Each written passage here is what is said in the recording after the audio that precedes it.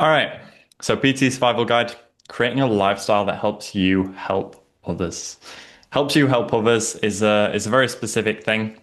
And I worded it that way because I don't want this to sound like a selfish webinar. I don't want this to sound like all right, everything we're going to do is to allow you to, prioritize self and not give a shit about your clients or anything like that. Because ultimately, you probably are falling massively into servant leadership for the most part, right? Any coach that would watch this particular webinar or join this particular webinar is probably because you have a tendency to put others first, put your clients first, etc. And I don't think that's a particularly bad trait, right? That's the first thing I'll say is like I don't think that is a terrible trait for you to have and needing to drop and stuff like that. Like Simon Sinek is a huge advocate of servant leadership, for example. And I think there's times and places for it. So what we're going to see this as is we're very much going to see this as like taking you away from the idea of pouring from an empty cup, right? Allowing you permission to actually help your clients better and become a better coach for them. Because if that's the barrier in your head, if we just did an entire webinar that was promoting you being more selfish with your time, well, you're not going to actually apply any of it. Okay. So that's a big part of today. So, who is this guide for specifically? It's going to be for personal trainers who feel like they sacrifice everything for their business. So, really, the only way to have a successful business is to become a martyr to it and to sacrifice all your personal life, your well-being, your mental health, your physical health and goals in order to actually have a successful and running business.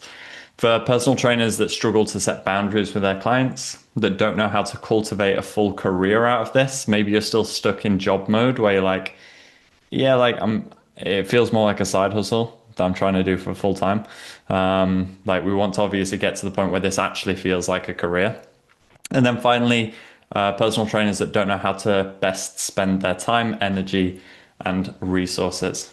All right. So this is really going to be a mental map of how I would return to the gym floor and how I would navigate the biggest barriers. And what we're going to do is we're going to leave space at the end as well for any of you guys that have specific problems that haven't been addressed in today's webinar. We can talk about those at the end and kind of roundtable some ideas for overcoming those too. Okay. So firstly, let's just start off with a bit of a story. Despite me being a man of many hairstyles, I've also been a man of many job roles. All right. And the like I said at the start, like this really being in honor of a younger version of Jack that probably didn't really understand how to run a business properly from being self-employed in my first job role as a coach at a tiny little gym, completely unknown gym in the middle of nowhere, in like Leeds slash Bradford, through to being an employed coach at Virgin Active, through to being a kind of semi-employed slash self-employed subcontracted role at M10, and then obviously fully self-employed onwards. Kind of done a bit of everything, right? I've played all roles, and something that you'll very quickly be told is like, if you want freedom, you should be going self-employed, right? Anyone that follows this idea of like the Simon Squibb mentality of starting your own business, because that's the only way you're going to be successful, is such a non-critical viewpoint that it's actually very dangerous, right? I actually really enjoyed my journey going through employment before becoming self-employed. And the reason for that is because when you're a younger individual, and obviously any of you guys that have had jobs outside of coaching will understand this and resonate with this, there are so many transferable skills from employment that you can take into self-employment, whether that's managerial roles, whether that's leadership roles, whether that's understanding organizational structure and development. You actually have an idea of how things work, right? But if you just, as a young teenager or older teenager or young 20-year-old, go from like a shitty part-time job straight into personal training, and then you're like, right, I'm going to be self-employed because I was told by business mentors that that's a lot of freedom, and you're more protected, if anything, because you're running your own business. It's a big load of bullshit, right? Because at 20 years old, you have no idea how to run a business. Absolutely none whatsoever, right? Hell, I'm 31 and I'm just about figuring it out, right? So at that age, employment can be a really useful thing. However, there are massive drawbacks as well, right? The difference that I experienced going from this employed role at Virgin Active to like a subcontracting role at M10 was really an understanding of how to manage my time, energy, and professionalism to capitalize on what I had available at the time. Right. And we're going to cover this a little bit later, but like understanding and recognizing your current position is so important, right? Because there's so much noise in our industry that the easiest thing for you to do is just latch onto someone that you trust and just take everything they say for granted, completely disregarding the fact that maybe your position is completely different to theirs, right? Sound bites travel really far on social media because it is a platform that supports zero nuance and absolutism, basically, right? So if you can say something in the shortest phrase possible, that will go further than giving a lot of the gray area in between, right? And that's the issue, okay? So Jack on the left and Jack on the right were two very different people in how they ran their business, how they ran their finances, their relationship with coaching. And in spite of the fact that Jack on the left was still just figuring it out and Jack on the right is still just figuring it out and Jack in the top right of your screen is still just figuring it out, the fulfillment and satisfaction along the way was really it really came from recognizing and accepting where my position was in the industry and what I actually had to work on, right? And the more I could step back into that and go, actually, that person's in chapter 30 of their career and I'm in chapter 2 of mine, the more I could do that, the more fulfilled I was. And ironically, the more successful I was in that current position. All right, and that'll make a little bit of sense later. So, what is problem number one that I would expect a personal trainer to face? Well, problem number one would probably be that they're trading time for money. And that's absolutely exhausting, right? Trading time for money is super exhausting. And again, if you ever study this or you ever look into it, the recommendation for running businesses is usually not advised to trade time for money. That's not a particularly good way or effective way of becoming affluent, right? That's not a great way of building massive amounts of wealth. Because what happens, well, if you want more money, you have to give more time. But time is a limited factor for us, right? There's only so much time we can give. Now add that to the fact that you might have additional responsibilities. Maybe you've got kids, maybe you've got a relationship, and you don't want to sacrifice those elements of your life. Well, then you're kind of constantly going to be severely capped with the time that you can provide to your business, right? Not to mention, you're required to be in your business every hour, weekend, and holiday. You're constantly thinking in the back of your head, anytime you spend off, you are choosing not to make money. And you feel a sense of failure to both your work and your family, because if you're at work, you feel guilty for being at work and not being with your family. And when you're with your family, you feel guilty about not working and making money. So you can't win. It's like a lose-lose all the time. And it's really fucking annoying, right? It's really annoying.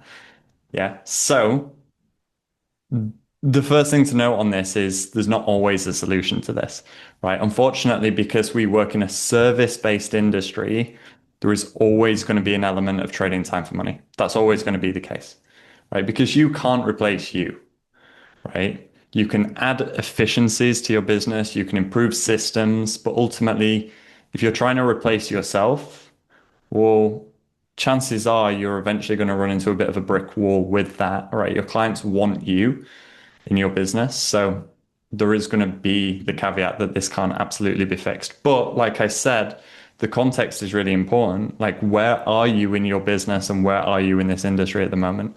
Right. And I see this very much as the paradox of a growing coach. Right. So you'll see the paradoxes like this all the time in different areas, right? If you want to build muscle, this is a kind of paradox where you can be lean and you can be big, but you can't be natural, right? Or you could be big and you could be natural, but you're not going to be lean.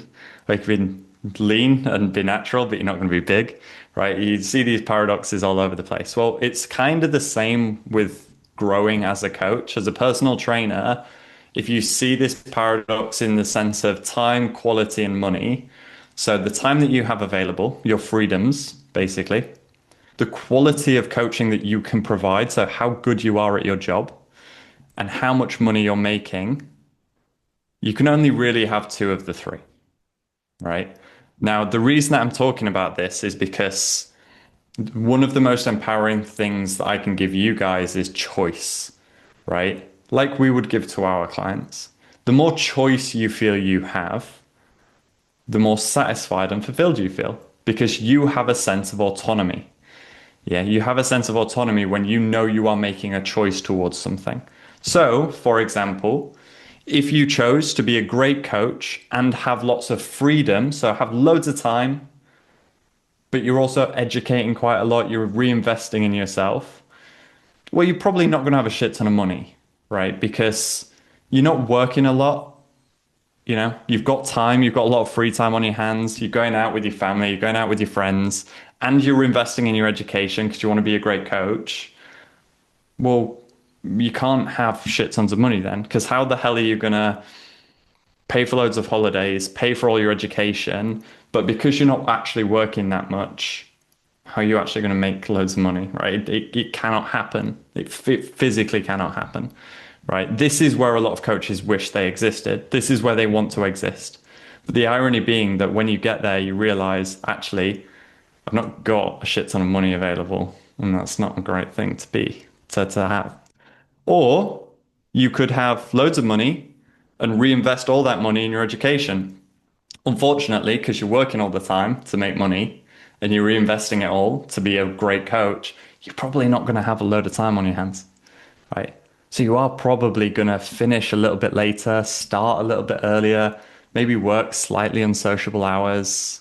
Yeah, and you're going to have less freedoms. That doesn't mean you have no freedom, but instead of going on 5 holidays, 6 holidays a year, you might go on 1 to 2 holidays a year.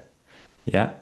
Rather than finishing at 3 p.m. every day and getting to just chill the fuck out the rest of the day, you're probably working until 6, 7, 8 p.m. sometimes, right? You might occasionally work a weekend, that kind of stuff. Yeah. And that's okay. That's just where you are in your business. But you're affording that because you're working a lot, so you're making plenty of money and you're reinvesting. So you're educating quite a lot as well. So you're a great coach. Ultimately, you might not want to do that. You might go, actually, I want time and I also want money. So how do I do that? How do I get loads of freedom and make loads of money? Well, a good idea then would be to not reinvest those finances back in your business. So you're not educating as a coach. You're not upskilling at all. So congratulations, you've got loads of freedom and money, but chances are you're a shit coach, right? This would be hello influencer world. Yeah, fitness influencers are the epitome of this. Yeah, they charge loads for their services, their products, etc. They do a post or two on social media. They do no active coaching themselves, and they certainly don't reinvest that in their education. So what do they have? Loads of time, loads of money. Yeah. Again, you'll see these kind of plastered all over social media. And it's very easy to look upon them with admiration and be like, oh my God, they're doing super well, blah, blah, blah. But actually, if you look under the surface, you know, taking on 200 people in a product for like a 8-week challenge and churning out 3 results, that's a 1.5% success rate. That's really fucking shit. Yeah, that's a really shit quality of coaching. Yeah. So, and it just happens in our industry. You can't stop that, so you just kind of leave it where it is. All right. And this is the paradox, right? However, the great thing is, as with anything in life, we have a choice. Which are we choosing? And I'm not going to say that you should be choosing one over another, but what I am going to say is whichever you choose, much like a client choosing to diet, whichever you choose, you have to be accepting of that choice. You have to be accepting of that choice, right? So if you want to be a great coach and you want to have a fair amount of money, well, then you have to be accepting of that choice that you're not going to have a lot of time on your hands. You have to be accepting of that. Because the less accepting you are, the more frustrated you'll feel. Because your expectation is here, but reality exists here, and the gap in between is your frustration. Yeah. If you want to be a great coach and have loads of freedom, that is absolutely fine. No one's stopping you going on holiday, but don't expect to be fucking rolling in money. Yeah. Like, why would you expect that? Makes no sense. If you look at any other business owner, especially outside of the fitness industry is sometimes its own little echo chamber. If you look at any business owner outside of the fitness industry, if they're making a shit ton of money, they are working a hell of a lot, right? That is always the case.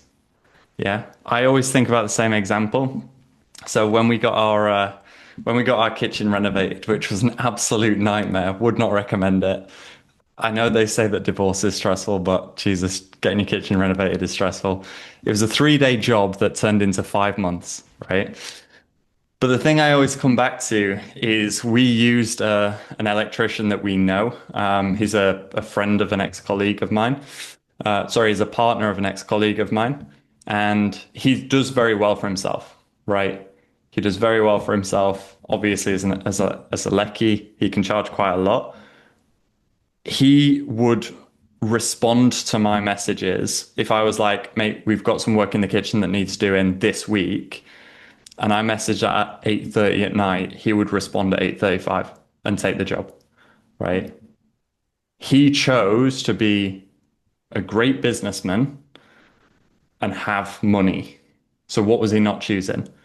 Well, he was choosing not to have time. He was choosing to be the person that would respond at 8:35 because he chose to be a great businessman and have money. He could quite easily have chosen not to respond to that message, right? Which would be him choosing freedom, but not choosing the money, right? It's all just a choice. It's all just a choice. And again, this goes back to younger Jack. Younger Jack used to get frustrated and non-accepting of his current positions. Aleki is an electrician. Of his younger Jack used to be frustrated with his current positions because he just was he was non-understanding of the fact that it was all just a choice, right? Whatever you're gunning for is a choice. Yeah. If you want a great business, it's going to come with a lot of work, and that's okay. That's absolutely fine. No issues. All right. So problem number 2 then is getting clients, right? This was probably arguably the first, if not the second biggest problem. When you start out as a personal trainer, or even sometimes when you're a few years in, it's really frustrating when you work in a facility and you're seeing coaches that are worse than you, that are getting more clients than you. It's really bloody annoying. I remember when I worked at Virgin Active, I worked alongside 18 other coaches, right? So there's 19 coaches on that gym floor at one point. And I'll hold my hands up, I wasn't the busiest on the gym floor, but I was the most educated. So why was I not the busiest? Yeah. Whose fault was that? Was that my fault or was that everybody else's fault? Was that the 5,000 members' fault or was that my fault? Yeah. See, I'd mistaken this idea that if I was educated, my business would just take care of itself, right? Which just wasn't true. The busiest PT on that gym floor was a guy called Mubeen, and he was such a good people person. He was in great shape, and he was such a good people person that he is kind of like that magnetic energy, the way you just enjoyed talking to him. And he was the busiest PT on the gym floor, and he was thick as pig shit, right? And it comes down to this idea of recognizing education is super important, because if you don't educate yourself, you could be a busy PT, but you're never getting a result. So is that ethical? Probably not, right? Just like Stav, our electrician, if he couldn't actually fix the electrics in our house, is that ethical? No, right? But just because you're good at your job and you can get a result doesn't mean that you'll have a booming business. Yeah. The issue nowadays that I see, and this is something because obviously we mentor a lot of personal trainers as well, is that now, and I'm kind of fortunate that this wasn't the case 10 years ago when I was starting as a PT. Now, PTs are convinced to market in the same way as online coaches, right? So PTs are all over Instagram. You see the most popular ones at the moment are like PTs recording themselves coaching their clients, which we would never advocate doing unless that client is getting that session for free, by the way, because if you're charging a client and then using that time to market your business, well, there's a massive concern with ethics there, in my opinion. However, your clients, most of your clients aren't even on Instagram. Your PT clients, right? Your PT clients aren't on Instagram. They're right in front of you on the gym floor every single day, training right next to you. Yet you're recording, you're ignoring these people, these 100 people that are in every fucking day. You're recording yourself instead and putting it on Instagram because that is easier for you than the fear of rejection that comes from talking to the person that stood right next to you, right? And I'm saying this directly to younger Jack, who walked the gym floor and felt those nerves and was fearful of talking to those people, right? The reality is, until he got over that, he was always not going to be the busiest PT. Go back to Mabeen. Why was Mabeen the busiest PT? He wasn't the smartest, but he talked to everybody on the gym floor, right? So he was the go-to person on the gym floor.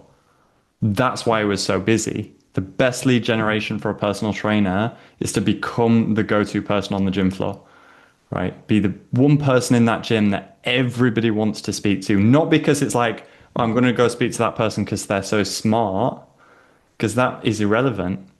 Just go speak to that person because I love the energy that they give off. I'm going to go speak to that person because I like speaking to that person. Yeah. When you can be the go-to person with that kind of vibe, your business will probably take care of itself. Yeah. And then make sure you're educated so you can get results with them. Yeah. So how did I eventually build up this be the go-to person? I just gave away a lot of time for free. I gave away a lot of time for free. There's a lot of seminars that we used to run in-house. Now, obviously, this is relevant to the permissions that you have in the gym that you work in. But this was my way of leveraging that, right? I still struggled with outreach even at this point, but I was kind of getting better at talking to people. But I always wanted something to offer. And I hated this idea of starting a conversation and the only thing I was able to offer was PT because it just feels like I'm talking to them to sell to them. And I hated that. So we would run basically monthly seminars. We would run monthly seminars on nutrition, on training, on mobility, on, making the most of what's available in the gym and what the gym offers. And we were running seminars all the time for free, completely for free, right? And this was my way of harnessing the become the go-to person. So I would speak to people and then I'd be like, oh, by the way, this month we're running a seminar on blah, blah, blah, if you're interested, right? And it was just our way of leveraging over time our level of education so that we would stand out from the popular PTs and we would be recognized as the PTs that actually helped people. Yeah. And that just compounds over time, right? It probably, in my opinion, is one of the most potent ways of leveraging your time and energy because you can collect data, so you can get email opt-ins for this kind of stuff. And it's a more intimate setting, right? Talking to one person on the gym floor is absolutely fine, but everybody that shows up to a seminar that you're hosting is holding their hand up saying they've got a problem that they need help with, right? Every person that you just approach on the gym floor, that doesn't mean that they need help. Like, I mean, you could observe them from the outside and see they're training like shit. Obviously, they do need help. However, for other people, getting some form of opt-in structure is a really good thing because it's a hand raise. Yeah. Why would anyone ever attend unless they needed help? Yeah. So it's a really, really easy way to leverage a little bit more of your time. Running seminars, honestly, steps as the seats, works every time. That's it. And it has to be Les Mills steps as well. Is absolutely sound, right? This kind of stuff works super, super well as a starting place. Yeah. Lead generation on Instagram I'm not saying don't post on Instagram. What I am saying is if your only form of local marketing is posting on Instagram, well, you post on Instagram once a day and it takes about 5 minutes. So what the fuck are you doing the rest of the time? Right? It didn't take that long. Problem number three, setting boundaries is really bloody tough. So let's say you're now in a position where you're quite a busy PT, you've got a fair roster of clients, but you started to realize, oh shit, actually running a service-based business with this many clients is actually quite tough because I'm just always working, right? If I'm not PTing, then I'm responding to PT clients on message. If I'm not responding to PT clients on message, I'm updating a program. If I'm not updating a program, I'm at home trying to eat dinner, but waiting for the next message to roll in. And you start to realize you've not really got many boundaries. So, like we said, servant leadership requires us to deliver the best service, right? Servant leadership is one part of coaching because it's a service-based industry. The issue is that coaches have this belief that more time given or faster service is better service. And that's not true, right? That's not true. It sounds like it makes sense, which is why it reinforces the belief, right? Well, if I respond faster and I give more time, that's definitely a better service. Believe it or not, when we first started online coaching, we didn't do check-ins. We used to do a 30-minute call with that client every single week, right? And that sounds like really good service, right? And it was to a degree, but something you quickly realize is you spend 25 minutes of small talk, talking about life, and then 5 minutes at the end where you're like, all right, where was your nutrition again? All right, this is what we're going to change. You start to realize actually you're both just wasting 25 minutes of your time, where that client could have spent that 25 minutes food prepping. Yeah, but the client could have spent those 25 minutes with their family instead of chatting to you. Yeah. So it is important to understand that more time given and a faster service doesn't always equal better. Better is better. Yeah. So when we have this belief, because I used to have this belief, right? When we have this belief, it creates a codependent relationship between the coach and client, right? So what does that mean? Well, codependence is this idea that if you think of independence, that's someone that's obviously fine being on their own. Codependence is someone that is reliant on the other person. And codependence between a coach and a client looks like this. The coach is dependent on the client because the coach is always thinking, well, if I don't respond ASAP, this client's going to leave my service and I need the money, so I'm going to respond ASAP. The client is thinking, well, I need this coach to answer every single question I've got. I can't make a decision for myself, so I'm going to message the coach all the time and ask for advice on all this stuff because I'm terrified of making the wrong decision, right? Is that a headspace we want a client to be in? No, right? Because we always talk about the idea that failure is part of the process and the client needs to be okay with risking making the wrong decision because that's how you learn from it, right? You guys learned best when you failed, right? It's a feedback loop. So codependence ends up breeding expectation and resentment. The client expects things of the coach that the coach eventually gets fed up of delivering. The coach gets resentful to the client because the client seems needy and codependent. And it just becomes this dynamic that doesn't work, right? If you've ever worked in your business and felt like you're fed up of responding to messages all the fucking time, it's because you've created this dynamic. If you've ever said to yourself, I just need to clear my WhatsApps, it's because you've created this dynamic, right? Imagine for a second that your client heard that. Imagine that your clients messaged you and then they heard that you were like, oh, I'm just going to clear my WhatsApps. No, I'm going to respond to Delia. Actually, Nick needs this question answering, right? I'm going to clear my WhatsApps like it's just another fucking tick box. Yeah. Now, we've all fallen guilty of it. I'm not saying that you're the worst coach in the world if that's happened, because I've definitely been there. But what I am saying is you can improve your relationship with your clients and your business if you stop creating this dynamic, right? It's not about faster time, more time, all this stuff, because then what you end up doing is you end up creating a dynamic where you're a martyr to your business again, right? I had to get this in for Tim. Your client has a life, friends, family, and probably a job.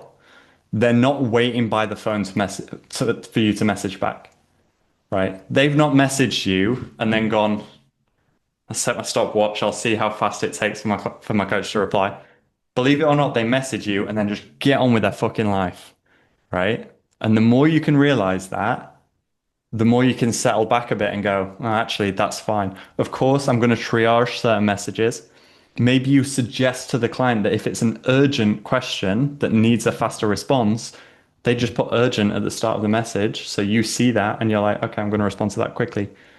Maybe you set response times back in your diary where you're like, okay, I'm going to make sure I check these messages and respond back at XYZ time.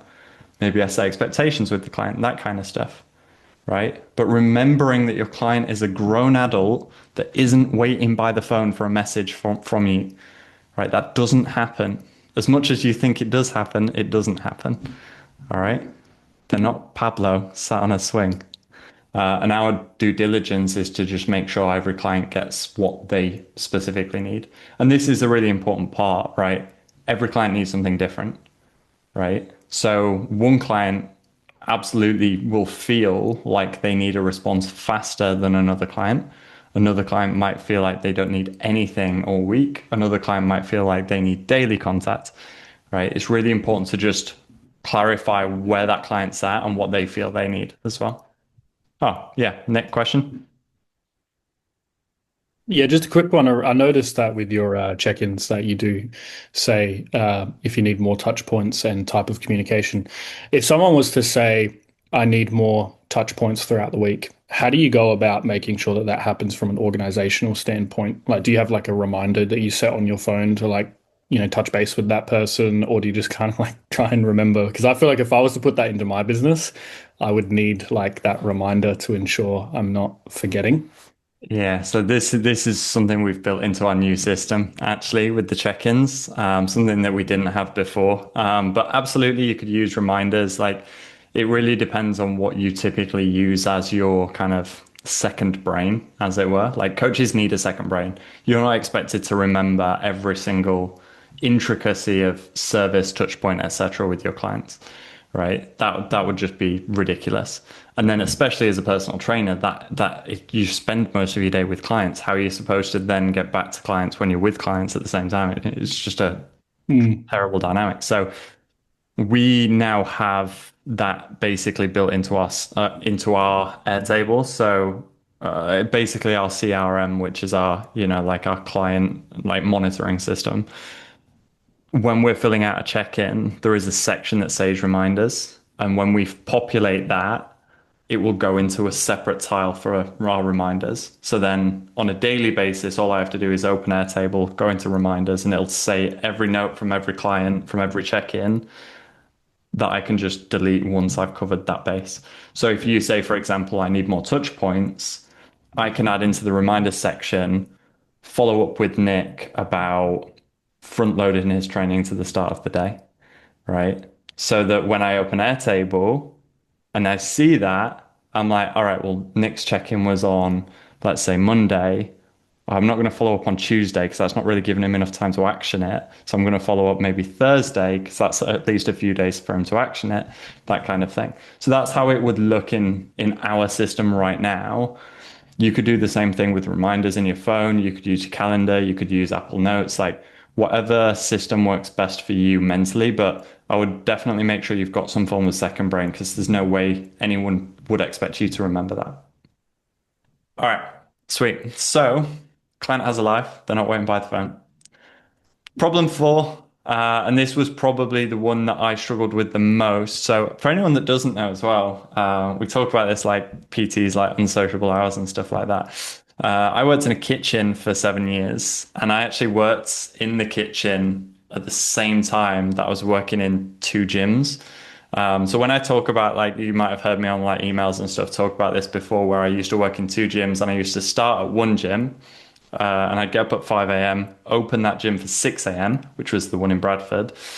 And I'd work a shift, I'd do my PT hours, and then I would finish around like 12, 1-ish, drive to Leeds to work at the second gym, which was Virgin Active.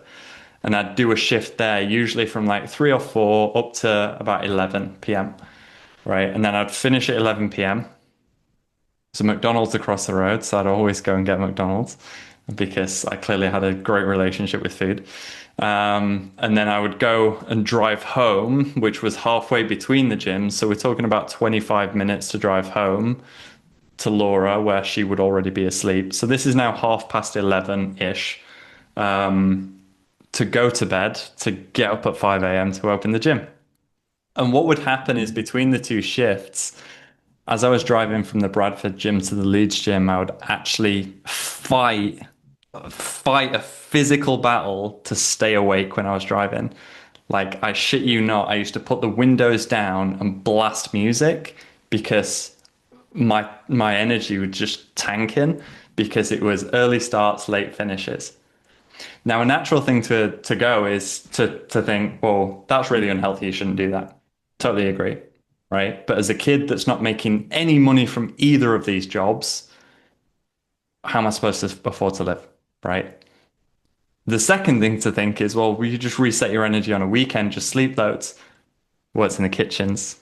Right. So on a Friday night, a Saturday from 8 a.m. through to 8 p.m. and a Sunday, I was a carvery chef as well. So I used to work in kitchens, and you think that PT hours are unsociable, try working in a kitchen, right? Because that's same hours, very unsociable, but you're not working face to face with people. You're just in a kitchen, right? Super fucking unsociable. Anyway, long story short, early starts, late finishes, and an uninspiring training environment can lead to a few things.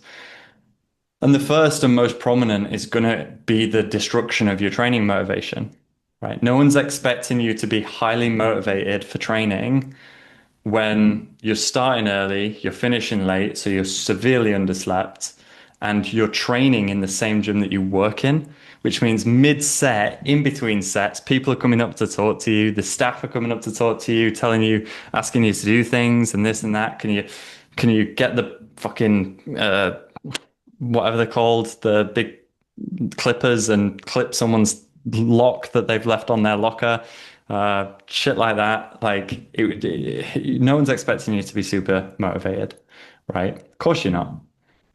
Secondly, unless you're food prepping, which I don't know when you would find time to food prep on a schedule like that, most food is going to become on the go, right? Which doesn't always feel the best. And like I said, you don't end up with the best relationship with food.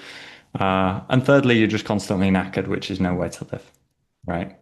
So it is a bit of a dichotomy here because maybe you're not getting paid that much. Maybe you're working shifts. Maybe you're kind of at this precipice of like, well, my business isn't booming enough to drop the shifts, but because I'm working the shifts and working the PT hours, like I'm really unsociable with my time. All right. So there's a couple of things that are important to note here. First is that your training just ain't going to be, it's not going to be the montage of your life, right? You're not going to be in a phase where your training is the most motivating, and that's absolutely fine. I think recognizing that and accepting it is really important. You don't need to be training in the best facility in the world. And if it's going to take you 40 minutes to drive to the nearest Ultraflex just to get a good session in, well, that's now an hour and 20 minutes out of your day just to get to a better gym. That's just not, it's not viable, right? Michael went to stage working in a fucking Pure Gym and training in a Pure Gym, and he got a physique on stage and held his own. So I'm pretty sure we can all do the same. Yeah, you don't need the best gym in the world to get a great physique. So that's a really important caveat, because that's a conversation I've been having recently with a few coaches. The second, with the food prep side of things, is going to be, again, the same. Your clients will suffer from the same problems, right? Your clients will suffer from this problem of having to eat a lot of on-the-go foods. You can't live this inauthenticity, this cognitive dissonance where you're telling them, well, actually, yeah, we can build this meal plan out around on-the-go foods. That's not a problem. And then you're refusing to do the same for yourself. Yeah. The reality is you can do both. Yeah. You could still have a highly nutritious diet that is on the go. You're just choosing better examples, better options of food. right? Now, if you do have more control over your time, I would absolutely advocate training in a better gym or training in a different gym. And there's a really important note here from an anecdotal standpoint. The assumption is, okay, well, if you work at Virgin Active or you work at Pure Gym or whatever, you might just be less inspired to train because it's really busy. It can be really busy on the gym floor. You work there, so there's that kind of thing, and maybe it's not always the best kit. I had exactly the same problems at M10. And M10 was arguably in Nottingham the best training facility. It was all Atlantis, Prime, Watson dumbbells. I still felt the frustration of training in the gym that I work in. And I ended up going to a different gym to train in, even though I could have trained at one of the best facilities in Nottingham. I chose to leave and go somewhere else. And the reason for that is because you work there. So of course you're going to feel less inspired. It's called motivation crowding, right? It's the same reason that when you start as a coach, you start with a load of passion, and then as soon as you have to start making money from it, you lose your passion for coaching a little bit because now it's a job, right? Rather than a passion project. So that's absolutely normal. That's absolutely normal, and no one's saying otherwise. All right. So don't beat yourself up about that. If you need to train somewhere else, train somewhere else. It's fine. All right. If you have the time. The third thing I'll mention on that, and this is really important, when I started at M10, obviously, like I said, it was technically self-employed, right? Because it was a subcontracting role. So I had more time now. I had more control over my time. Yet I would still be in this pattern of waking up at 5 a.m., going to the gym, taking on board 6 a.m. clients because I felt like I had to. And I felt like I wasn't a good coach if I didn't do that. The annoying part was that I still had clients at 8 p.m. So I just had this time, and that's why I put the screenshot on the calendar. As I just had this time in the middle of the day that you can see where it's like I have a 6 a.m. client, a 7 a.m. client, maybe sometimes like a midday client. And then I had like evening clients at like 4, 5, 6, 7, 8, right? So there just became this horrific split shift. And the reason I put this slide on specifically is because there's a guy that you can see at 6 a.m. called Nick Thompson, right? And Nick, we referred to Nick as Nick the Green because his check-ins were always green. He was always on top of his shit, basically. And Nick always asked for a 6 a.m. slot. And I was like, yeah, not a problem, because I was fucking petrified of saying no to anybody, right? And then it came to one winter, and at this point, I'd made enough money. If we go back to this triangle of like the dichotomy, I was kind of at a point where I was reassessing, like, do I need to always sacrifice all my time and all my energy for this money and stuff like that? And one day I was like, do you know what? Fuck it. Like, I'm not going to go through winter and be like chronically deprived of vitamin D because I have to get up so early for Nick at the pitch of dark and all this stuff. So in his session, I said to him, just FYI, as we get into winter from October, I won't be delivering 6 a.m. sessions anymore. Right. And I was prepared for him to turn around and go, oh, right, well, I guess in October we'll just finish working together then. Because that's obviously what you would expect from a client. Instead, he goes, oh, yeah, that's absolutely fine. Should we do 9? And I was like, we can do 9, yeah. I was like, are you available at 9? And he was like, yeah, I've got loads of flexibility in my diary. And I realized that I'd spent the last year sacrificing my calendar because I'd assumed that he was only available at 6 a.m. And I just flashed back to all the early mornings that I didn't have to do. And I was like, oh, right. But this is the reality, right? Communication is so important as a coach. And it's absolutely fine to say to a client, look, 6 a.m. is absolutely fine. But is there any chance that you can do it any other time in the day? Right. Or, and I would highly advocate for this, as it gets to winter, stop doing your 6 a.m. clients. Because we all know you get vitamin D deprived, you get absolutely fucking knackered, and that same time in bed does not feel the same. Right. So I actually started taking clients from that moment. Nick made like completely changed the way my brain was hardwired. And I refused to take 6 a.m. clients for the rest of my career.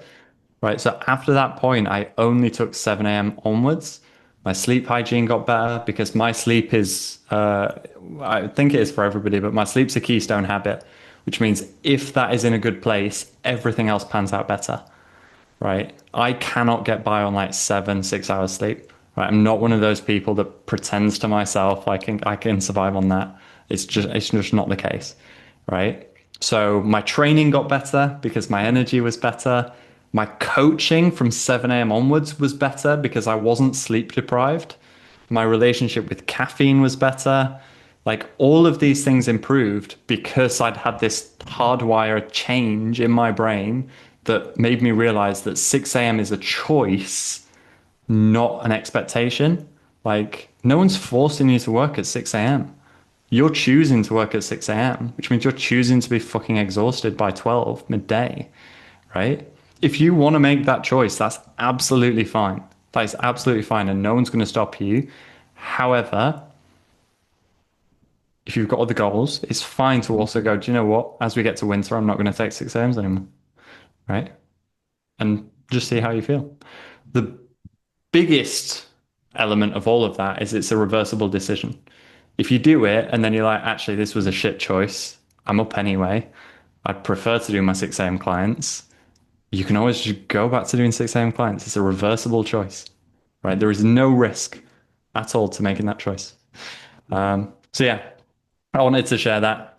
Thank you, Sam. Delts for days. I had to get one on prep files. Yeah, it's the only way. When you're putting webinars together, mate, you only put your best photos on. All right, cool. So last point on this, really, and then we'll summarize because I appreciate the time. Is once you're gaining momentum, so once you're putting in place all of these elements and you're really feeling like the momentum is building and you've got boundaries with your clients and you're starting to make a little bit more money, but you've reinvested it back in your business and you're kind of at this point where you're at a threshold of delivering quite a lot of sessions and things are just ticking over nicely. Of course, it's important to consider what comes next, right? Is it a new gym? Is it a new team? Is it working with a new clientele or is it a new personal goal? Because usually when we think about these needle movers, we have this sense of pressure that we always need to be growing, right? But a lot of that actually comes from a lack of clarity on what comes next. And if you have more clarity, you can take your time, right? And what I mean by that is one of my personal goals when I was personal training was that me and Laura wanted to travel and we wanted to like long-term travel. And we knew this back in like 2017 that we wanted to travel. In 2019, I got the job at M10 and there was no fucking way I was making enough money for us to afford to travel. And there was no way I was sacrificing the opportunities that I had available to me to go and travel. So, but because I knew it was what came next, I was just putting stuff in the pipeline. I was delaying gratification. I was making sure I was kind of building my way to this vision without this immediate pressure of this needs to happen in the next 6 weeks, right? And because it could be stretched out into this longer term vision, 2023 comes around, my business is in a position where it can support us traveling, where I'm the only one working, but I'm not working that much, but I'm working plenty, enough for us to not lose any money whilst we were traveling. Laura didn't have to work at all. The business moved fully online. That happened because I knew what came next back in like 2017, right? But it doesn't mean it has to happen now, right? And that's absolutely fine. It's absolutely fine to go, yeah, I'd really like to travel, but I don't need to do it this year. Maybe I don't even need to do it next year, but I'm going to put that in place as the next thing, right? Giving yourself permission to work to that thing is absolutely fine. There is no rush on this, right? And if you do feel rushed, I would highly recommend reading a book called The Infinite Game by Simon Sinek because it's a very good way of resetting the way you think about your business, right? You're going to be doing this for a hell of a long time, whether that's in person, online, or otherwise. So you don't need to rush to get to the next thing, right? And actually, most of the time we tell clients not to do that with their goals. Yet when it comes to our goals, we start rushing about all over the fucking place. Emotional volatility. Yeah. But if you just take your time building on these things, maybe I do want to work in a new gym. All right, what gyms are around me? What have I got my eyes set on? Okay, cool. Maybe by 2027, I'll be working in that new gym. And give yourself time to work up to it. Yeah, because it'll actually pan out way better. And you'll actually maintain a lot more momentum going through into that as well. Okay.